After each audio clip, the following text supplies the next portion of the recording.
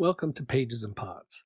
In this episode, we'll explore the creation, structure, and power of thought forms from the perspective of George Wilhelm Friedrich Hegel. In previous episodes, we've approached thought forms through Neoplatonism, Kabbalah, and anthroposophy. We've come to understand them as vessels filled with energy and intent. They may descend from heavenly spheres as the will of God or higher beings, and they may rise from human intention to shape those very spheres.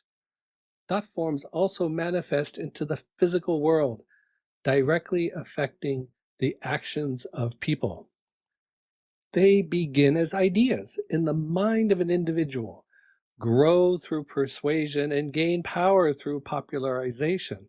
Over time, they may become sources of inspiration or tools of oppression. But it's Hegel who fully unlocks the inner structure of thought forms in his 1807 work, The Phenomenology of Spirit. He begins by asking us to imagine a thought not as a verb, but as a noun. For example, instead of saying to understand, we imagine an understanding. The verb becomes a thing, a faculty. You don't just try to understand the truth, you possess an understanding of truth. Hegel takes this further. He evaluates understanding into a kind of mental faculty with its own authority. It no longer simply describes what we do, it defines what we know. It categorizes reality, imposes structure, and gives coherence to the world. In this way, Hegel's faculty of understanding provides the structural discourse on which stable society depends. But for Hegel, understanding is only the beginning. He contrasts it with the higher faculty of reason. Unlike understanding, which freezes thought into fixed categories, reason interprets and transforms reality. It reveals that what we take as absolute truths are merely provisional, temporary stopping points in the unfolding of something higher. This is the heart of Hegel's dialectic. Reason identifies contradictions within fixed truths and moves through them, producing new forms of understanding. Once a specific truth is reinterpreted by reason, its absolute meaning evolves because reason reveals the contradictions within every position and drives them towards a dialectical synthesis. Our conceptual anchors, our cognates, are no longer fixed in tradition or nature. They become participants in the ongoing unfolding of spirit. And that leads us to one of Hegel's most complex and powerful concepts, Geist. Geist is usually translated as spirit or wind, but it means both simultaneously. It includes subjective spirit. This is the individual's consciousness, the way one perceives reality. It includes objective spirit, the shared discourse of people shaped by laws, customs, and institutions. And it culminates in absolute spirit, consciousness becoming aware of itself through art, religion, and philosophy. When Geist becomes absolute, it takes on qualities similar to Platonic forms. But unlike Plato's ideal archetypes that exist beyond the world, these thought forms become manifest within it. They are not the eternal patterns of God or the One, rather, they are brought into the world through humanity itself. Geist is not static. Geist is like the spirit of humanity embedded in its collective creations. Geist is the dynamic, historical process of consciousness unfolding through individuals, society, and culture, culminating in self-knowledge. It's not separate from us. We are its medium. It evolves through society, through culture, through us. Hegel shows that social structures are not fixed. They emerge from the historical process of spirit becoming self aware.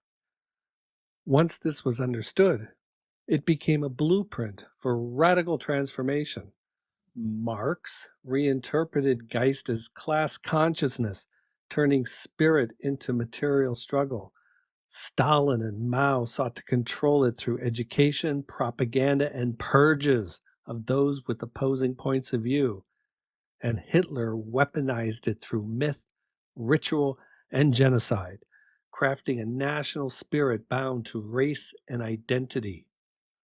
These examples show how, once we grasp the plasticity of collective consciousness, Geist becomes something that can be engineered, reprogrammed to justify almost anything.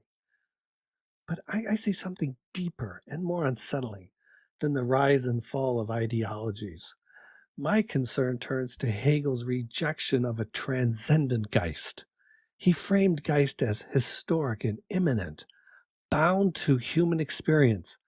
But he also said that Geist becomes self aware, and that is a threshold. When a thought becomes conscious of itself, it is no longer just an abstraction, it becomes a self animating reality. Think of the slogans that now shape our history: Nazism, communism, MAGA, climate change, from the river to the sea, stop the seal, no justice, no peace. These are not uniform in meaning or morality. Some are seen as liberating and others as terrifying. But what unites them is this: they have become thought forms. They are charged with so much social power, repetition, and emotional intensity that they transcend abstract thought. They become living vessels of belief, identity, and action. In Hegelian terms, they cross from concept into spirit.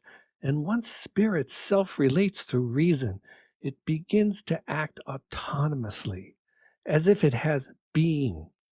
Whether Hegel admits it or not, Geist behaves like a transcendent force. It may not begin as an entity, but once it moves, reflects, and organizes itself, it becomes ontologically real, an apparent life form, shaped and sustained through the persistence of human thought, a spiritual being. It becomes an etheric vessel, not only to contain the power and will of those who created it, but to provide shelter for non physical forces as well, whether angelic or demonic, prayerful or violent. These thought forms form the architecture of modern myth, viral meme, and social movement, connecting the spiritual and material planes. In this, Hegel was right. Humanity is the medium. We give thought forms agency, and now, through technology, we amplify them beyond our control. I hope you gained something from this podcast. I know I have. For months, I have been searching for the forces influencing and animating our world. I feel as though Hegel has brought me a step closer. Join me on the next step by clicking subscribe and give me a thumbs up. One last thought: be careful with your words. They have power across many realms.